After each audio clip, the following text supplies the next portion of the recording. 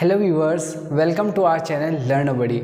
I hope कि आप अपने घर पर सुरक्षित होंगे और खुश होंगे। आज हम कवर करने वाले हैं माइक्रो ऑर्गेनिजम्स फ्रेंड्स एंड फो का पार्ट सेकंड। इससे पहले हमने माइक्रो ऑर्गेनिज्म फ्रेंड्स एंड फो का पार्ट 1 भी कंप्लीट किया था। होप कि आप सबको वो अच्छा लगा होगा, और अगर आपने वो पार्ट नहीं देखा है तो उसका लिंक आपको ऊपर दिख जाएगा, या आप हमारे डिस्क्रिप्शन बॉक्स में भी जाकर उसे चेक कर सकते हैं। तो चलिए आज की क्लास स्टार्ट करते हैं।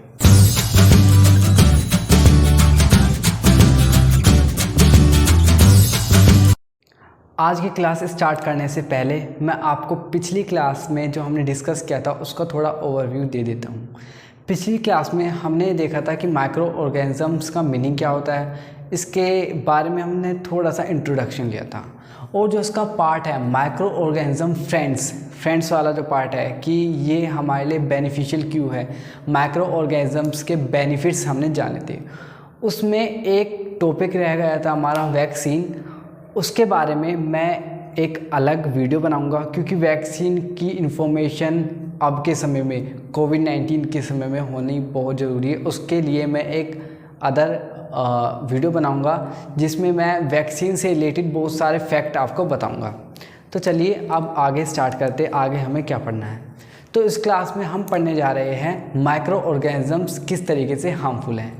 माइक्रो ऑर्गेनिजम्स बेनिफिशियल तो है ही, जैसे कि हमारा चैप्टर का नाम है micro organisms friends and four.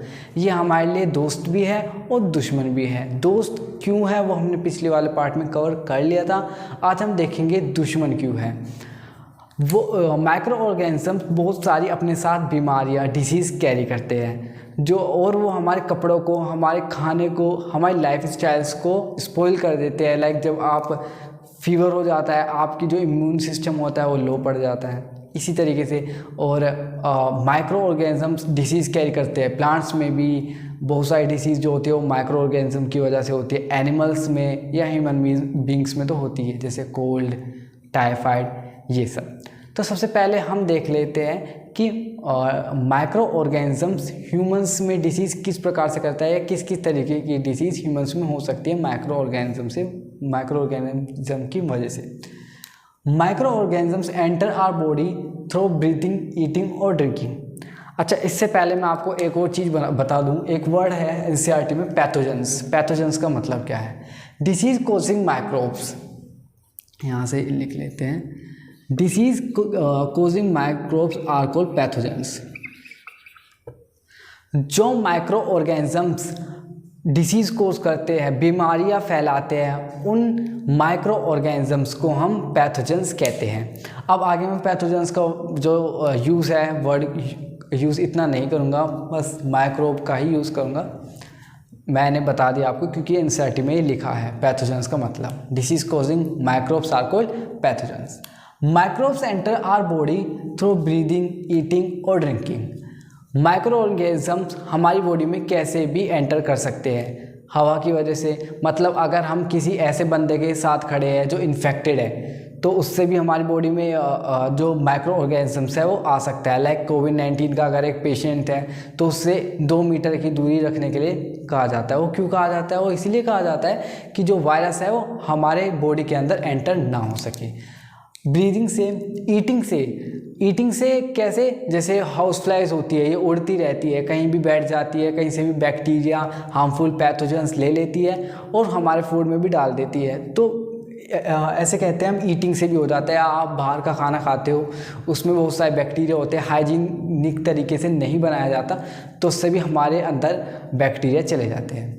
Drinking से लाइक आप कई जगह अब क्या हो रहा है, जो मोटर का जो पानी है, मतलब सबमर्सिबल का जो पानी है, वो इतना साफ़ नहीं आ रहा, उसके अंदर बैक्टीरिया आ रहे हैं। तो ड्रिंकिंग से भी माइक्रो ऑर्गेनिजम्स हमारी बॉडी के अंदर जा सकते हैं। Microbes can also be transmitted through direct contact with humans और एनिमल्स। माइक्रो ऑर्गेनिजम्स या तो ब्रीदिंग, ईटिंग, ड्रिंकिंग के द्वारा या डायरेक्ट कॉन्टैक्ट से मतलब है ह्यूमंस के द्वारा। जब हम किसी को गले मिलते हैं, हाथ मिलाते हैं, जब भी कहते हैं कोविड-19 के समय में किसी से गले ना मिले और ना ही हाथ मिलाएं। वो क्यों कहते हैं? वो अगर हम उससे हाथ मिलाएंगे तो उसके हाथ में जो बैक्टीरिया है वो हमारे हाथ में भी चले जाएंगे और फिर बॉडी में चले जाएंगे। या एनिमल्स के द्वारा भी डायरेक्ट कॉन्टैक्ट, मतलब कोई ऐसा ही वेंडर पेट है, उसको बहुत सारे आदमी ने छुआ होगा, वो इन्फेक्टेड हो गए, अगर हम भी उसे छुएंगे हम भी इन्फेक्टेड हो जाएंगे। इसलिए एनिमल्स के डायरेक्ट कॉन्टैक्ट से भी फैलने का डर रहता है माइक्रो ऑर्गेनिज्म का। Microbial disease which spread from a healthy person to a infected person is called communicable disease through direct contact, air, food और वाटर। अब वो डिसीज़ जो हेल्दी पर्सन से नहीं, इन्फेक्टेड पर्सन से हेल्दी पर्सन के अंदर चली जाती है। कैसे? किसकी वजह से? ब्रीदिंग, डायरेक्ट कॉन्टैक्ट और फूड, वाटर, इन सब की वजह से एक इन्फेक्टेड पर्सन से हेल्दी पर्सन की बॉडी में चली जाती है। उन डिसीज़ को हम कम्युनिकेबल डिसीज़ कहते हैं। अब कम्युनिकेबल का मतलब है कम्युनिकेट करने से ही रिलेट कर सकते हैं आप कि डायरेक्ट कॉन्टैक्ट, या हम उसके साथ बैठ के खाना खाए या उसका झूठा पानी पिए, उससे जो ये डिसीज़ फैल सकती है। इसके एग्जांपल्स हैं chicken pox, common cold, cholera या ट्यूबरक्लोसिस। आप देख सकते हैं कि मैंने कॉमन कोल्ड के ऊपर एक सर्कल का निशान लगाया है। वो इसीलिए लगाया है क्योंकि जो कॉमन कोल्ड है ये बहुत आम डिसीज़ है हमारी सोसाइटी में।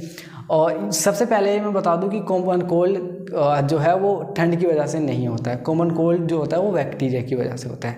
अब एक आदमी कॉमन कोल्ड से इन्फेक्टेड है, वो छींकता है, जो मॉइस्चर के छोटे छोटे ड्रॉपलेट्स हैं वो सराउंडिंग में फैल जाते हैं और उन ड्रॉपलेट्स के अंदर क्या होता है? वायरस होता है। अगर हम उसके पास खड़े हैं तो उस वायरस को हम भी ले लेंगे और हम भी इन्फेक्टेड हो जाएंगे। ऑब्वियस सी बात है हम भी।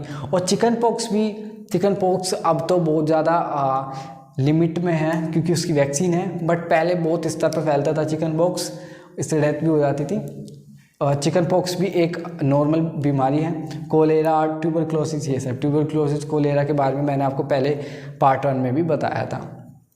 Microbial disease can spread through house fly. जैसे मैंने आपको पहले भी बताया था, माइक्रोबियल डिसीज़ जो होती है वो हाउस फ्लाई के द्वारा भी फैली जाती है। मतलब जो हाउस फ्लाई मतलब जो घर, ये छोटी मक्खी उड़ती रहती है तो वो कहीं भी बैठ जाती है। कंटेमिनेटेड थिंग्स, मतलब कहीं कूड़े पे बैठ गई या कहीं ऐसे पर्सन पे बैठ गई जो इन्फेक्टेड है, या कहीं ऐसी जगह बैठ गई जहाँ पर बैक्टीरिया है, वो अपने साथ क्या है, डिसीज़ कैरी कर लेगी, मतलब माइक्रोबियल कैरी कर लेगी, पैथोजेंस कैरी कर लेगी और फिर क्या करेगी? हमारे फूड पे बैठ जाएगी, पानी में चली जाएंगी। तो इसीलिए कहा जाता है कि फूड को कवर रखना चाहिए। फूड को कवर क्यों रखना चाहिए? कि जो ये हाउस फ्लाई है ये हमारे फूड को कंटेमिनेट ना कर सके। कंटेमिनेट का मतलब है उसे अशुद्ध ना कर सके, या माइक्रोब्स या कोई पैथोजेंस उसमें ना मिला सके और हमें डिसीज़ ना हो सके। Female anopheles carries parasites of malaria. जो मलेरिया होता है, मलेरिया किसके द्वारा किया जाता है? फीमेल्स एनाफिल्स के द्वारा। ये एक टाइप का मॉस्किटो होता है। Females aedes act as carrier of dengue virus. जो डेंगू का जो वायरस होता है वो किसके द्वारा कैरी किया जाता है? फीमेल एनिड्स के द्वारा। अब जो ये सारे मच्छर होते हैं, मॉस्किटोस होते हैं, ये मोस्टली ब्रीड करते हैं पानी में उत्पन्न होते हैं। तो इसीलिए कहा जाता है कि आसपास जो है पानी कहीं भी इकट्ठा ना होने दे, और अगर इकट्ठा हो जाए तो वहाँ तेजाब या कोई केमिकल डाल दे जिससे जो वहाँ के जो मॉस्किटोस है वो मर जाए और वो बीमारी ना फैला सके। जो पैथोजेंस होते हैं वो ह्यूमंस में ही नहीं, प्लांट्स और एनिमल्स में भी डिसीज़ कोज करते हैं। तो देख लेते हैं किस तरीके से वो प्लांट्स और एनिमल्स में डिसीज़ कोज करते हैं। सबसे पहले देख लेते हैं हम एनिमल्स में। Disease causing microbes in animals. Anthrax is a disease cause microbes और pathogens in humans and animals by bacterium. अब जो ये एंथ्रैक्स है ये एक डेंजरस बीमारी है जो ह्यूमंस और कैटल्स मतलब गाय भैंस इन सब को कॉमनली पाई जाती है, और ये बहुत ज़्यादा डेंजरस बीमारी है। ये किसके द्वारा की जाती है? बैक्टीरियम के द्वारा। इसका करेक्ट नेम है बैसिलस एंथ्रेसिस, और ये 1876 में रॉबर्ट काउच के द्वारा डिस्कवर की गई थी। Foot and mouth disease is caused by a virus. ये एक अनदर डेंजरस डिसीज़ है जो कैटल्स में मिल जाती है, फूट एंड माउथ, और ये जो डिसीज़ है वायरस के द्वारा की जाती है। नेक्स्ट जो हमारी डिसीज़ है वो है disease causing microbes in plants, मतलब प्लांट्स में माइक्रोब्स कैसे डिसीज़ स्प्रेड करते हैं, उसे कंट्रोल कैसे कर सकते हैं। Pathogens cause disease in plants, pathogens obviously pathogens ही डिसीज़ कोज करते हैं, पैथोजेंस ही डिसीज़ को स्प्रेड करते हैं प्लांट्स में भी obviously. It destroyed yield and can be controlled by chemicals, जो पैथोजेंस होते हैं प्लांट्स में पूरी जो फसल है उसे डिस्ट्रॉय कर देते हैं, या वो राइस की फसल हो, व्हीट की फसल हो, ऑरेंजेस, कोई भी वेजिटेबल्स हो, अगर उसमें एक बीमारी लग जाती है तो पूरी की पूरी फसल को ख़राब कर देती है। और इसे कंट्रोल भी किया जा सकता है, जैसे हमने पहले चैप्टर में पढ़ा था क्रॉप प्रोडक्शन एंड मैनेजमेंट में कि पेस्टिसाइड्स और या वीडिसाइड्स स्प्रेड किए जाते हैं इसे कंट्रोल करने के लिए, और बहुत सारे केमिकल्स है वो यूज़ करते हैं। अब हम कुछ डिसीज़ देख लेते हैं प्लांट्स में जो आपके एनसीईआरटी में दी हुई है, जैसे सीट्रस कैंकर। सीट्रस कैंकर एक डिसीज़ है जो एयर से ट्रांसमिट होती है, और ये एक बैक्टीरियल डिसीज़ है, मतलब ये बैक्टीरिया से स्प्रेड होती है। Next is rust of wheat. Wheat का क्या हो जाता है, वीट खोखला होना स्टार्ट हो जाता है अंदर से। ये जो डिसीज़ है फंगाई के द्वारा की जाती है, और ये ट्रांसमिट होती है एयर या सीड, मतलब या सीड ही ख़राब है, जो हमने सीड बाय किए हैं वो ही, उनमें ही ये बीमारी है रस्ट ऑफ वीट की। अब इसे भी पहचाना जा सकता है कैसे, एक बाउल लो, उसमें सीड रखो, जो सीड्स ऊपर आ जाएंगे वो अच्छे सीड्स और ख़राब सीड्स है, और जो सीड नीचे रह जाएंगे वो अच्छे सीड्स है। मैंने पहले आपको बताया था। ओकरा एक बीमारी है जिसे येलो वेन मोसाइको भिंडी कहा जाता है। ये जो डिसीज़ है ये वायरस के द्वारा फैलाई जाती है, और ये ट्रांसमिट हो सकती है इंसेक्ट्स के द्वारा भी।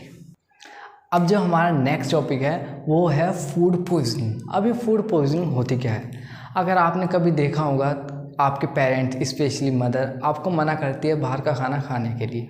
वो इसलिए करती है क्योंकि बाहर के खाना जो होता है वो पहली बात तो हाइजीनिक नहीं होता, उसके अंदर माइक्रोब्स होते हैं। वेंडर्स जो होते हैं वो गली गली में अपनी शॉप को लेकर घूमते रहते हैं, जिसकी वजह से उसके अंदर माइक्रोब्स आ जाते हैं, पैथोजेंस आ जाते हैं। बहुत सारे आदमी इन्फेक्टेड आदमी एक साथ बैठकर खाते हैं, तो जो फूड है वो इन्फेक्टेड हो जाता है। इन्फेक्टेड फूड होने के कारण क्या होता है, जो फूड है वो टॉक्सिक हो जाता है, मतलब जो माइक्रोब्स है वो उसमें टॉक्सिक सब्सटेंस ऐड कर देते हैं, और जब आप उन फूड्स को खाते हो तो आपको फूड पॉइजनिंग हो जाती है। फूड पॉइजनिंग का मतलब पेट में दर्द होना शुरू हो जाता है, और इन्फेक्शन होना स्टार्ट हो जाता है स्टमक में। अब ये वेंडर्स के द्वारा नहीं, घर में भी हो सकता है। लाइक आपके घर में कॉकरोचेस है, हाउस फ्लाइजेस है, वो कहीं से बैक्टीरिया लाए, कंटेमिनेटेड सब्सटेंस लाए और आपके फूड में मिला दे, वो भी कंटेमिनेटेड हो गया, टॉक्सिक हो गया फूड, और फिर क्या होगा, आप उसे खा लोगे, आपको फूड पॉइजनिंग हो जाएगी। और जो फूड पॉइजनिंग है वो सीरियस इलनेस कोज करता है, और इवन डेथ। सीरियस इलनेस हो जाती है फूड पॉइजनिंग से, मतलब स्टमक में इन्फेक्शन हो जाता है। और बहुत से केसेस में ऐसा देखा गया है कि इससे फूड पॉइजनिंग से डेथ भी हो जाती है इवन। अब फूड पॉइजनिंग जब होती है तो इसीलिए हमें बहुत ज़्यादा इम्पोर्टेंट होता है फूड को प्रिजर्व रखना। फूड को किस तरीके से हम प्रिजर्व रख सकते हैं माइक्रोब से, इस पूरे प्रोसेस को फूड प्रिजर्वेशन कहा जाता है। अब फूड प्रिजर्वेशंस के बहुत सारे मेथड्स होते हैं, जो कि ये रहे फूड प्रिजर्वेशंस के मेथड, मतलब ये सारे मेथड्स हैं, ये आप घर में भी यूज़ कर सकते हैं फूड को प्रिजर्व रखने के लिए। सबसे पहला जो मेथड है वो हमारा है केमिकल मेथड। केमिकल मेथड्स में एडिबल ऑयल्स, सोल्ट्स, ये सब फूड्स में डाले जाते हैं। इनको हम क्या कहते हैं, प्रिजर्वेटिव्स कहते हैं ऑब्वियसली, क्योंकि ये फूड को प्रिजर्व करते हैं इसलिए हम इनको प्रिजर्वेटिव कहते हैं। और एसिड और बेस भी हम फूड में डालते हैं फूड को प्रिजर्व करने के लिए। और दो बहुत फेमस केमिकल है, सोडियम बेंजोनोएट, सोडियम मेटासल्फाइड्स जो होते हैं वो भी हम फूड में डालते हैं। और मेनली जैम्स और स्क्वैशेस के जो पैकेट्स होते हैं उनके ऊपर आप देखना इंग्रेडिएंट वाले पार्ट में उसकी क्वांटिटी आपको दिख जाएगी, और सोडियम बेंजोनोएट या सोडियम मेटासल्फाइड या दोनों ही आपको वहाँ दिख जाएंगे। जो नेक्स्ट है वो है हमारा प्रिजर्वेशन बाय कॉमन सोर्स। अब कॉमन सोर्स के द्वारा भी प्रिजर्व किया जाता है, मतलब अगर आप पिकल्स, जो बाहर से पिकल्स खरीदते हो पैकेट्स के, या गिंगर गार्लिक पेस्ट का अगर आपने पैकेट देखा होगा तो उसका जो स्वाद होता है, जो टेस्ट होता है वो बहुत ज़्यादा कड़वा होता है। वो इसीलिए क्योंकि उसमें सोल्ट की जो अमाउंट होती है वो बहुत ज़्यादा होती है। क्यों? जो गिंगर गार्लिक पेस्ट है या पिकल्स है या कोई भी फूड आइटम है उसे प्रिजर्व करने के लिए। प्रिजर्वेशन बाय शुगर के द्वारा प्रिजर्वेशन इस तरीके से किया जाता है कि शुगर डाल दी। अब शुगर से क्या होता है, शुगर मॉइस्चर को एब्जॉर्ब कर लेता है। अब जब मॉइस्चर को एब्जॉर्ब कर लेता है तो उसमें पैथोजेंस या माइक्रोब्स के जाने की जो प्रोबेबिलिटी होती है वो कम हो जाती है। Preservation by oils and विनेगर्स।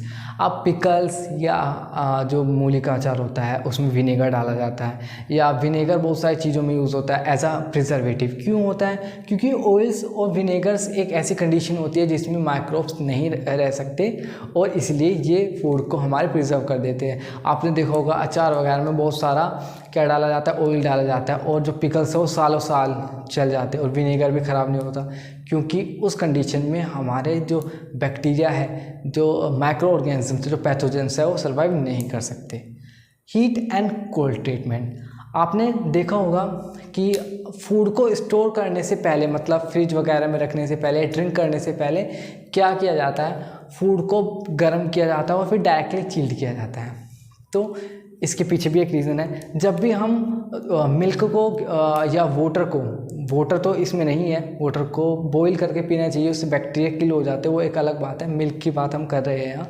Milk को 70 डिग्री सेल्सियस पे 15 to 30 सेकेंड्स क्या किया जाता है, बॉईल किया जाता है और उसके बाद डायरेक्टली चिल्ड किया जाता है। इससे क्या होता है, उसके अंदर के जो माइक्रोब्स होते हैं या पैथोजेंस होते हैं वो किल हो जाते हैं, और उस मिल्क को, जो प्योर मिल्क आया है हमारे पास, डिसइंफेक्टेड मिल्क, उसको पेस्चराइज मिल्क कहा जाता है। आपने मिल्क के पैकेट्स पे भी देखा होगा पेस्चराइज मिल्क, जिसे आप डायरेक्टली कंज्यूम कर सकते हैं क्योंकि वो बॉइल्ड और चिल्ड वाला दूध है, जो प्योर है, जो इन्फेक्टेड नहीं है। और इस पूरे प्रोसेस को पेस्चराइजेशन कहा जाता है, जो लुईस पेस्चर के द्वारा क्या किया गया था, डिस्कवर किया गया था। जो नेक्स्ट है हमारा वो है storage and packing. Storage and packing में क्या किया जाता है, जो फूड आइटम्स हैं उसे पैक किया जाता है, सील किया जाता है। उससे क्या होता है, जो माइक्रोब्स की एंट्री होती है वो तो बिल्कुल बंद हो जाती है, और जो ऑक्सीजन की एंट्री है वो भी बंद हो जाती है, और फूड रेंसिड होने से बच जाता है। So our next topic is nitrogen fixation. अब कुछ बैक्टीरिया ऐसे होते हैं जो नाइट्रोजन को फिक्स करते हैं। इसका मतलब क्या होता है, मैंने पहले भी ये बता रखा है, अगर आप मेरी वीडियो पहले देखते हुए आ रहे हैं तो आपको पता ही होगा कि क्या होता है। अब कट कर दे साली वीडियो को यार, हाँ okay. So our next topic is nitrogen fixation. अब जो नाइट्रोजन होता है एटमॉस्फेयर में, वो हम डायरेक्टली तो ले नहीं सकते, उसे हम किस फॉर्म में लेते हैं, कंपाउंड्स की फॉर्म में लेते हैं। कंपाउंड्स की फॉर्म में मतलब प्रोटीन, वाइटामिन्स, क्लोरोफिल, ये सब किससे बने हुए होते हैं, नाइट्रोजन से ही बने हुए होते हैं। अब अगर आप मेरी वीडियोस पहले से देखते हुए आ रहे हो तो आपको पता ही होगा कि नाइट्रोजन किस तरीके से फिक्स किया जाता है। नाइट्रोजन फिक्सिंग बैक्टीरिया होता है जिसका नाम है राइजोबियम। वो क्या करता है, लेग्यूमिनस क्रोप्स, लेग्यूमिनस क्रोप कौन सी होती है, पल्स, बीज, पीस, मैंने पहले आपको बता रखा है ये सब, उसके नोड्यूल्स में प्रेजेंट होता है। नोड्यूल्स रूट्स के पार्ट प्रेजेंट होता है, पार्ट नोड्यूल्स उसमें प्रेजेंट होता है, और वो क्या करता है, जो नाइट्रोजन गैस है उसे फिक्स कर देता है, उसे ब्रेक कर देता है नाइट्रोजन कंपाउंड्स में। और बहुत बार ये जो काम होता है लाइटनिंग के द्वारा भी किया जाता है। लाइटनिंग क्या करती है, जो गैस की जो मॉलिक्यूल्स होती है उसको कंपाउंड्स में ब्रेक डाउन कर देती है। अब नेक्स्ट है हमारा नाइट्रोजन साइकिल। अब हमें ये तो पता है कि पूरे एटमॉस्फेयर में जो नाइट्रोजन है वो 78% प्रेजेंट है, और नाइट्रोजन एक बहुत ही इम्पोर्टेंट इसेंशियल पार्ट है हमारा डाइट का भी, बट और सारी चीज़ का भी, बट हमें उसे डायरेक्टली तो ले नहीं सकते। 78% है, अब ये थोड़ी ना हम डायरेक्टली ले लेंगे, नहीं, वो हार्मफुल हो जाएगा। हम उसे कंपाउंड्स की फॉर्म में लेते हैं। सारे प्रोटीन, वाइटामिन्स, क्लोरोफिल, ये सब नाइट्रोजन से ही बने हैं। अब बात आती है तो ये फिक्स कैसे होता है, और अगर हम इनको ले लेते हैं तो ये तो कम होना चाहिए, बट जो नाइट्रोजन है वो फिक्स अमाउंट में बैलेंस रहता है। तो ये इसके पीछे एक कारण है नाइट्रोजन साइकिल। जो नाइट्रोजन है वो बैलेंस रहता है, तो देख लेते हैं वो किस तरीके से है। सबसे पहले है नाइट्रोजन एटमॉस्फेयर। जो नाइट्रोजन एटमॉस्फेरिक नाइट्रोजन होता है वो ब्रेक डाउन किया जाता है बैक्टीरिया के द्वारा। बैक्टीरिया, राइजोबियम बैक्टीरिया, ये लाइटनिंग के द्वारा ब्रेक डाउन किया जाता है। मतलब जो मॉलिक्यूल्स है उसका गैस का, वो किस में ब्रेक डाउन कर दिया जाता है, कंपाउंड्स में। अब उसके बाद जो कंपाउंड्स होते हैं सोइल में मिक्स हो जाते हैं, और जो सोइल में जो कंपाउंड मिक्स है कौन ले लेता है, एनिमल्स या प्लांट्स ले लेते हैं। और फिर जो एनिमल्स या प्लांट है वो एक्सक्रीट करते हैं या मर जाते हैं, और वो जो दोबारा नाइट्रोजन है कंपाउंड है दोबारा किस में मिल जाता है, मिट्टी में ही मिल जाता है। और उसके बाद ये जो सोइल में मिला हुआ नाइट्रोजन कंपाउंड से किस में बदल जाता है, दोबारा बैक्टीरिया जो होता है उसे नाइट्रोजन गैस में बदल देता है, दोबारा एटमॉस्फेयर में चला जाता है। और इसी के साथ हमारा ये वाला जो पार्ट है वो नाइट्रोजन साइकिल कंप्लीट हो चुका।